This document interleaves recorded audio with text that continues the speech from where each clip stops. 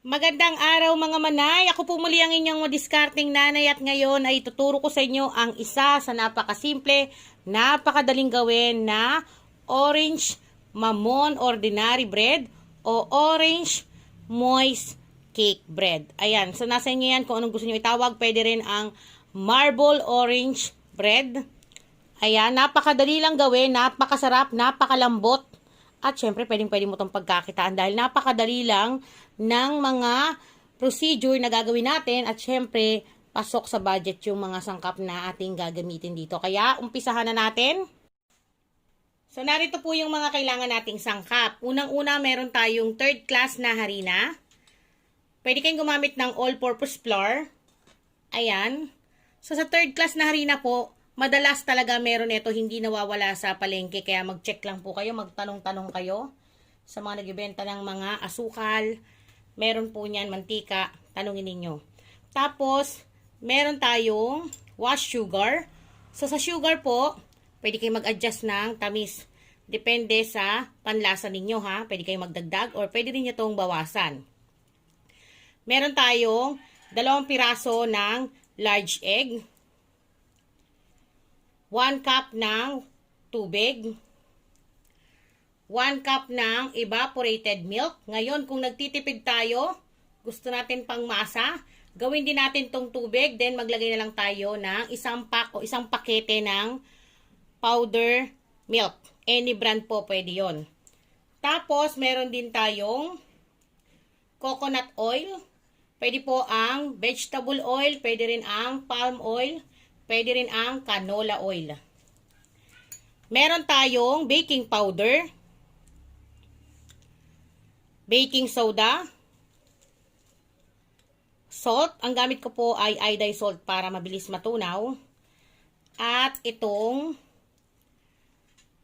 Flavorade orange flavor. Ayan, ito po yung syempre nagpapasarap. At alam ko namang bago sa inyong pandinig, kaya akin ang ituturo. Naku, pag natikman nyo to, pwede nyo na itong pagkakitaan. Pwedeng pang merienda. Saan po ito nabibili? I-check nyo lamang po sa mga baking store na malapit dyan sa lugar ninyo. Pwede po kayong makabili nito. Marami na po ito, 500 ml. Matagal nyo na itong gagamitin. So, yan lang yung sangkap na kailangan natin. Ngayon mag-start na tayo. Kailangan natin kumuha ng isang malaking lagayan. So, ang uunahin po natin ay paghaluin ang third class, baking soda, at baking powder. Then, i-mix lang po natin to. Pagkatapos ay i-set aside natin.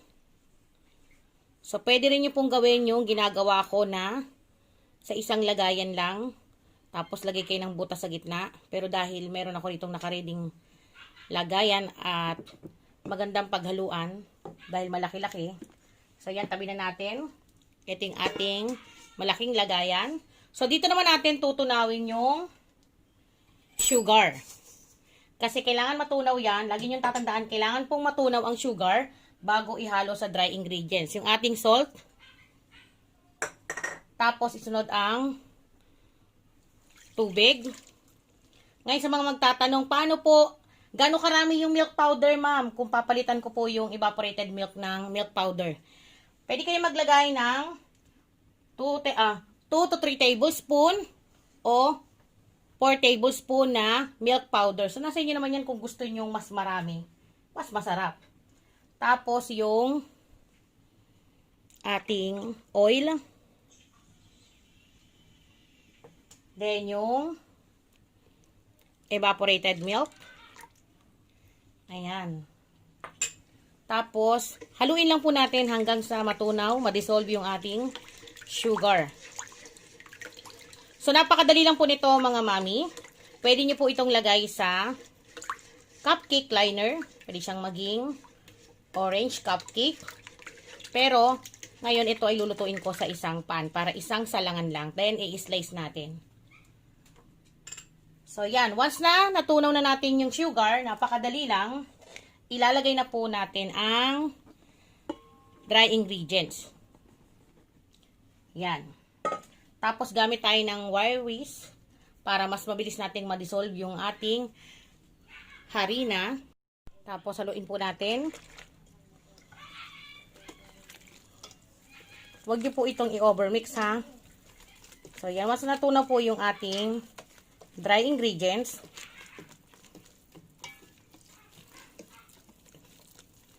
Yan. Ilagay na po natin yung itlog. So, pa isa-isa. Tapos, mix ulit natin. Napakasarap po nito. Yan. Isa na namang recipe na pwede ninyong pag-aralan, pagkakitaan. Siyempre, matutuwa ang inyong mga chikiting. So, yan. Lagay ulit natin yung isa. Then, mix ulit natin. So, kailangan, wala po tayong makikitang buo-buong harina. So, yan. Pwede na tayong maglagay ng orange flavor. Ayan, gamit ang Flavorade ng Bakersfield. So, maglalagay po ako rito ng 2 tablespoon. Tapos, ganito po yung kanyang kulay. Ang bango. Yan. Tapos, i-mix lang ulit natin.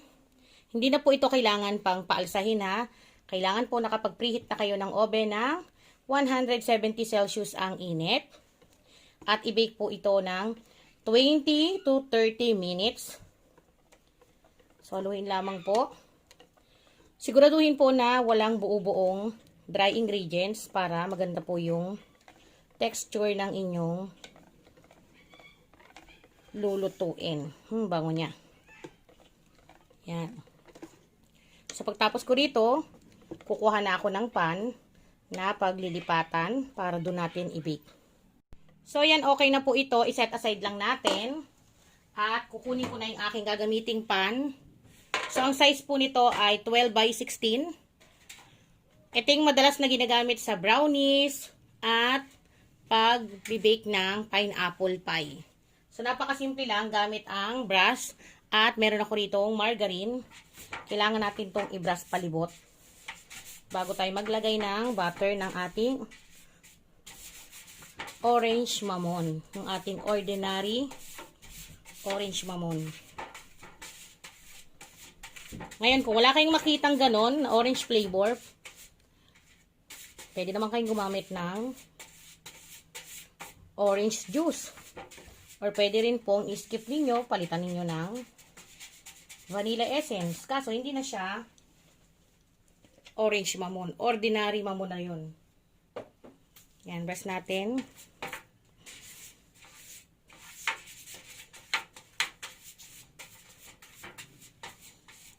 So, yan. Once na okay na po, pwede tayo maglagay ng ating butter.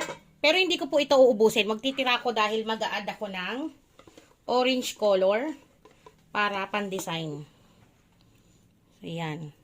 So, maglalagay lang naman ako ng ganyan. Tapos, magtitira tayo ng konti pang-design. Tapos, spread lang po natin para masiksik. Ganyan. So, dapat po nakapag-preheat na kayo ng oven, ha? Ayan. Then, iset aside po natin to dahil mag-a-add tayo ng orange flavor dun sa natira kong butter.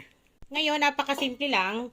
Gamit ang orange color. So, any brand naman po pwede nyo gamitin. Pwede rin kayong gumamit ng orange powder na food color.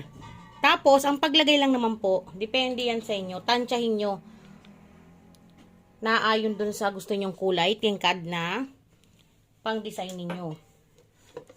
So, pwede naman kahit nga hindi kayo maglagay ng design. So, nasa inyo nga yan. Ayan. So, sa akin, okay na to. Ang mga nailagay kong liquid color, 1/4 teaspoon lang. So, kung gusto nyo mas matingkad, lagyan nyo pa. So, kayo mag-a-adjust. Kaya, wag nyo munang dadamihan. Kailangan pa unti-unti. Para, kung kulang, pwedeng dagdagan. O, yan. Okay na to. So, pwede na tayong maglagay sa ibabaw. Ngayon, dito ko siya nilagay sa measuring cup. So, nasa inyo kung anong design ang gusto ninyo. Pwede nyo ilagay sa piping bag, pwede nyo rin ilagay sa plastic labo, tapos, dahan-dahan nyo lang ibuhos. Ayan. I-wave nyo lang ng ganyan. So, diskarte lang yan, para-paraan kung paano yung gusto nyong design. Tapos, pwede rin pakabila. Para lang may design yung ating bread kapag na-bake. Pwede nyo na siyang i-bake ng ganito yung design. Ngayon, pwede rin kayong gumamit ng, ayan, chopstick. Or pwede rin ang toothpick. So, i-wave nyo lang. Or depende sa gusto nyo. Yun nga. Gusto nyong design. Ayan. So, paikutin nyo lang ng ganyan. Pag ginamit po kasi natin yung ating imahinasyon, makakagawa tayo ng iba't ibang design ng ating tinapay. Lagay nyo sa cupcake. Tapos, mag-iiba din yung design. Ayan. Kung mapapansin nyo, para na siyang bulaklak, di ba? Yan. Napakasimple lang. So, yan na po siya pagkatapos natin lagyan ng design yung kanyang ibabaw. Ayan o, napakaganda. Diba, mas umangat yung kanyang kulay dahil bagay na bagay yung combination ng orange at yellow. Ayan. So, ibibig ko na po to sa init na 170 Celsius ang init ng 20 to 30 minutes. Kaya papakita ko sa inyo pagkalipas ng ilang minuto. So, yan. Ito na po. Pagkalipas ng 30 minutes, ito na. Luto na po siya. So, napakasimple lang. Iba't iba po tayo ng init ng oven, ha? Kung sa tingin niyo yung oven nyo ay masyadong mahina yung init, pwede kayong magdagdag. Ngayon, kung masyado namang malakas, pwede kayong magbawas. Kasi kailangan hindi puputok yung ibabaw ng inyong tinapay. So, napakadali lang po nitong gawin, mga manay. Nakita nyo naman, pwede po itong i-steam. Sa mga magtatanong na wala dyang oven, pwede po itong i-steam. Pwede rin pong ilagay sa improvised oven. At syempre, pwede rin po itong gawing cake. Lutuin nyo lang sa round pan. Yan, meron ka ng napakasarap na orange moist cake o orange mamon ordinary. Yan. Ngayon, ang gagawin po natin ay hahayaan muna natin itong lumamig bago natin i-slice. So, balikan po natin yan kapag malamig na. So, yan, malamig na po. Pwede na tayong mag-slice. Depende po yan sa laki na gusto ninyong hiwa, ah.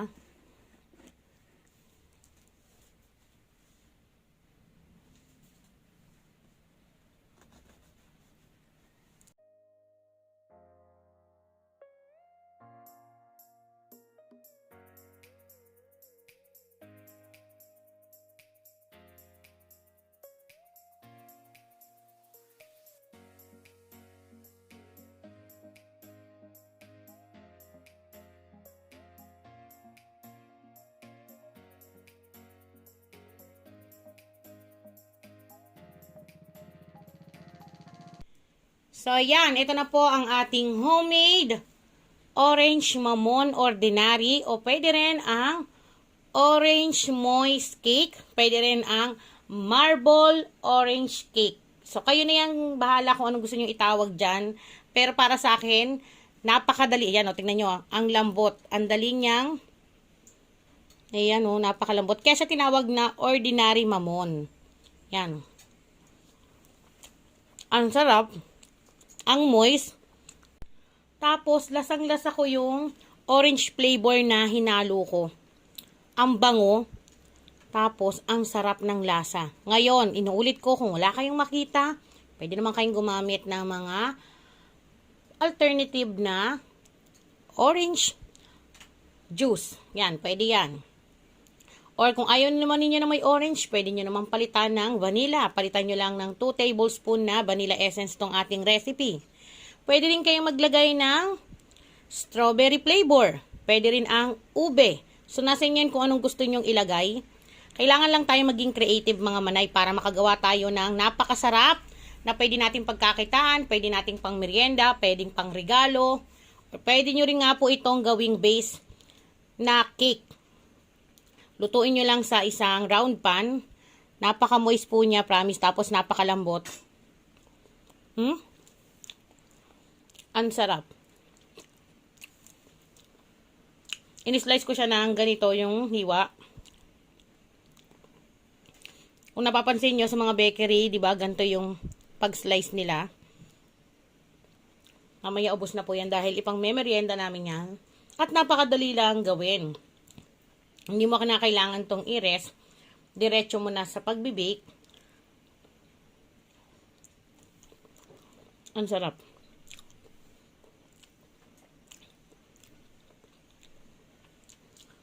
Melt in your mouth tsaka pag kinakain mo. Grabe. Subukan nyo para matry nyo kung ano yung ibig kong sabihin. Ako na nagsasabi, napakasarap. So muli, ako po ang inyong madiscarding nanay. At kung ikaw ay bago lang sa aking channel, nagustuhan mo tong recipe na binahagi ko, please don't forget to subscribe and click the bell button para updated sa mga recipe na ibabahagi ko pa. Pwede mo rin tong i-share para makatulong tayo sa mga nanay, ate, kuya na gustong kumita kahit nasa tahanan lang. At pwede ka rin mag-join sa aking group page, Madiscarding Nanay by Mel Choice.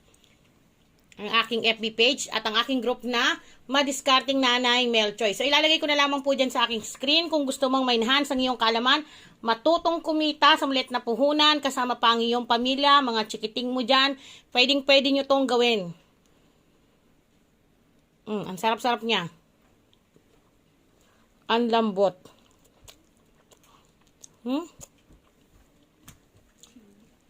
So, kita-kita po tayo sa susunod. Ngayon, nasa mesenyas na yung maliit ko. Ayan. Paalam!